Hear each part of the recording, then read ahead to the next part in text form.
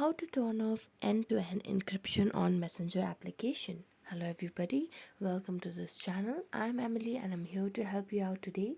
So without any delay, let's get started.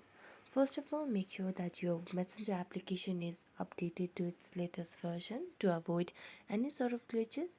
So just go to the Play Store application and type in Messenger. Make sure there are no updates available. So after checking on that, tap on open so that it can lead you directly to the Messenger application. Now what you're going to do is go to the hamburger icon at the top left corner, then select on settings. Now scroll down until you find the option of privacy and safety. So just tap on it and you can find the option of end-to-end encrypted chats. Select that. Select on security alerts. Then select on manage security alerts. You make sure you disable the option of contacts, devices or keys change. Now go back to the Messenger application and tap on the chat that you want to see.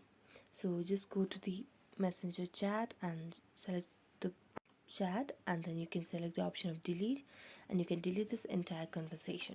And there you go. Thank you so much for watching this video. If you enjoyed it, don't forget to like, subscribe and hit the bell notification for more updates. That's it for today and see you next time.